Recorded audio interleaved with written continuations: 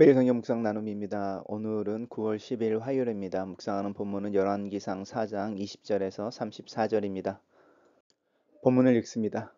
유다와 이스라엘의 인구가 바닷가의 모래같이 많게 되매 먹고 마시며 즐거워하였으며 솔로몬이 그 강에서부터 블레셋 사람의 땅에 이르기까지와 애굽 지경에 미치기까지의 모든 나라를 다스림으로 솔로몬이 사는 동안에 그 나라들이 조공을 바쳐 섬겼더라. 솔로몬의 하루의 음식물은 가는 밀가루가 30고리요, 굵은 밀가루가 60고리요, 살찐 소가 10마리요, 초장의 소가 20마리요, 양이 100마리이며 그 외에 수사슴과 노루와 암사슴과 살찐 새들이었더라. 솔로몬이 그 강 건너편을 딥사에서부터 가사까지 모두 그 강 건너편의 땅을 왕을 모두 다스림으로 그가 사방에 둘린 민족과 평화를 누렸으니 솔로몬이 사는 동안에 유다와 이스라엘이 단에서부터 브엘세바에 이르기까지 각기 포도나무 아래와 무화과 나무 아래에서 평안히 살았더라. 솔로몬의 병거의 말 외양간이 4만이요 마병이 12,000명이며 그 지방 관장들은 각각 자기가 맡은 달에 솔로몬 왕과 왕의 상에 참여하는 모든 자를 위하여 먹을 것을 공급하여 부족함이 없게 하였으며 또 그들이 각기 자기의 임무를 따라 말과 준마에게 먹일 보리와 꼴을 그 말들이 있는 곳으로 가져왔더라. 하나님이 솔로몬에게 지혜와 총명을 심히 많이 주시고 또 넓은 마음을 주시되 바닷가의 모래 같게 하시니 솔로몬의 지혜가 동쪽 모든 사람의 지혜와 애굽 사람의 모든 지혜보다 뛰어난지라. 그는 모든 사람보다 지혜로워서 예스라 사람 에단과 마울의 아들 헤만과 갈골과 다르다보다 나음으로 그 이름이 사방 모든 나라에 들렸더라.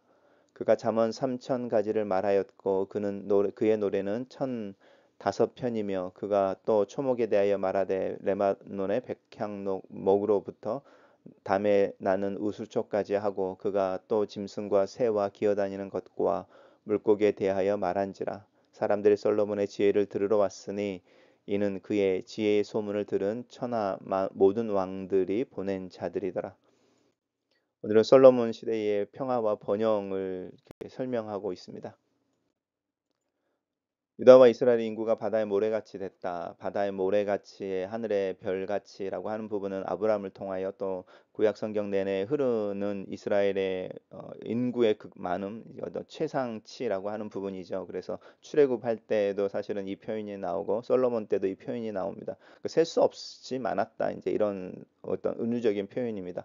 이스라엘을 이야기할 때 유다와 이스라엘 이렇게 나누는 것들을 볼 수 있는데 유다는 남왕국, 이스라엘은 북왕국입니다. 솔로몬 때는 아직 등장하지 않는 나라 이름이죠. 왜냐하면 솔로몬 사후에 이스라엘이 분열되어져서 유다와 이스라엘로 나뉘게 되니까 이제 이런 것들은 우리로 하여금 어떤 힌트를 주냐면 열왕기상이 이제 기록되어졌을 때 책으로 우리가 가지고 있는 버전으로 기록되어졌을 때가 솔로몬 사후에 분열 왕국의 어떤 시점, 그 이후일 거다. 이런 것들도 우리로에게 힌트를 줍니다. 예를 들어서 사도행전에서 누가가 이야기를 하면서 우리라는 표현을 쓸 때 그 바울의 사역 속에 누가도 있었구나. 이제 이렇게 알 수 있는 힌트와 같습니다. 그런 것들을 발견하는 것도 성경을 읽는 소소한 재미 중에 하나입니다.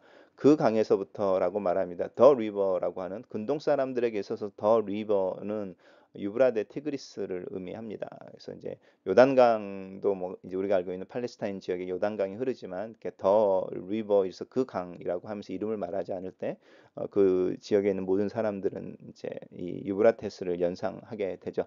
그래서 블레셋 사람들의 땅에 이르기까지 그러니까 그 유브라데스에서 이제 해변을 따라서 쭉 블레셋 사람에게 그리고 더 내려와서 이제 애굽 지경까지 직사각형의 형태로 이제 솔로몬이 지금 우리가 팔레스타인 지역이라고 부르는 전역을 이제 다스리게 되었고 주변에 있는 많은 민족들과 평화 관계를 누렸다. 이제 이런 이야기를 하고 있죠. 그리고 조공을 바쳤다. 그들이.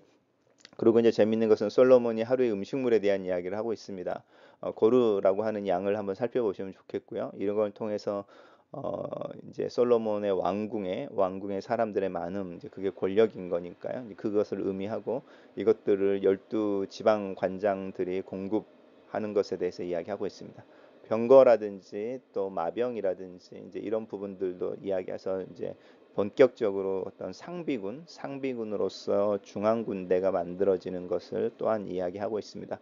솔로몬이 사는 동안에 유다와 이스라엘의 단에서부터 브엘세바, 이제 단은 우리가 이야기하는 어떤 백두에서 할라까지라고 이야기할 수 있습니다. 단은 북단에 있는 도시, 최남단의 도시를 브엘세바 이렇게 부르고, 포도나무와 무화과는 이스라엘을 상징하기도 하고 또 이스라엘 풍요로움을 이야기하고 있습니다.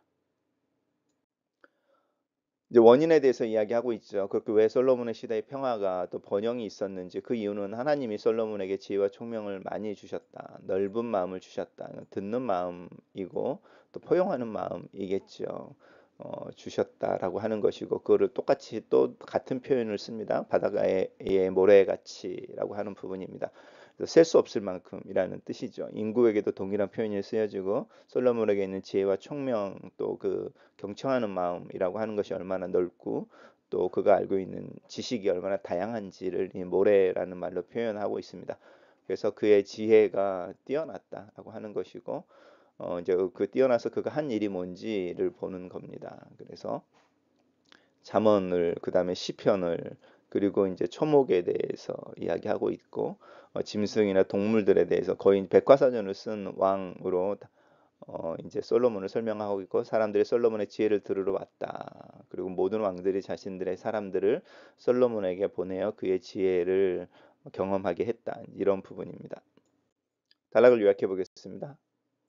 저는 오늘 본문을 하나님께서는 솔로몬에게 주신 지혜와 총명, 넓은 마음의 열매로 이스라엘은 번영과 평화를 누린다, 이렇게 정리해 봤습니다. 매일 성경 교재에 나와 있는 묵상 내용입니다. 하나님은 자기 백성과 맺은 언약을 신실하게 이루십니다. 솔로몬 시대에 유다와 이스라엘의 인구는 바닷가의 모래같이 많아졌고, 솔로몬의 지배는 유브라테스 강으로부터 블레셋과 애굽까지 이를 정도로 확장되었습니다. 이는 솔로몬의 업적이기도 했지만 근원적으로 하나님이 아브라함과 맺은 언약의 성취였습니다.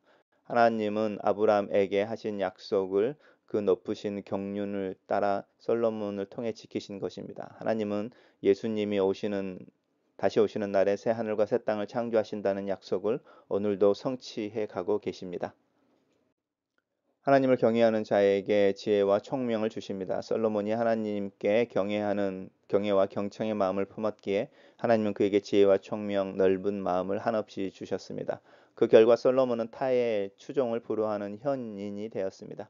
이스라엘이 누구보다 지혜롭고 당시에 지혜롭기로 유명한 동쪽 지역과 애굽의 어떤 현인들보다 뛰어났습니다. 그가 지은 방대한 잠언과 노래는 그의 지혜를 빛냈고 자연에 대한 해박함을 견줄 자가 없었습니다. 자연 만물을 창조하시고 인류의 역사를 주관하시는 분이 하나님이시니, 하나님을 경외하는 자가 영적 지혜뿐만 아니라 넓은 견식을 갖추는 것은 당연해 보입니다. 지혜롭고 정의로운 왕의 통치를 받을 때 그 나라는 평화와 번영을 누립니다. 솔로몬의 통치 아래 이스라엘은 정치, 경제, 외교, 군사 등 모든 면에서 이스라엘 역사상 유례없는 번영을 누립니다. 백성들의 삶은 충족했고 주변 나라와의 전쟁도 그쳤으며 군사력도 막강해졌습니다. 그야말로 태평천하였습니다. 비록 솔로몬의 평화와 번영은 그의 타락과 함께 무너지고 말지만 우리에게는 확실한 소망이 있습니다. 가장 지혜롭고 정의로우신 예수님이 우리의 왕이시기 때문입니다. 예수님이 온 세상의 왕으로 이 땅에 다시 오시는 날, 각 사람이 자기 포도나무 아래와 자기 무화과 나무 아래에 앉아 완전한 평화와 풍요를 누릴 것입니다.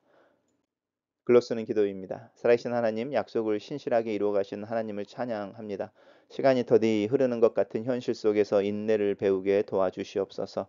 역사 이면에서 일하시는 하나님을 찬양합니다. 그렇게 숨어 일하시는 하나님을 볼 수 있는 안목과 지혜를 위해 기도합니다. 나에게 듣는 마음을 주셔서 주의 음성을 들으며 주변에 있는 이들과 신뢰와 동역의 삶을 살 수 있도록 나를 붙잡고 도와주시옵소서. 예수님 이름으로 기도합니다. 아멘.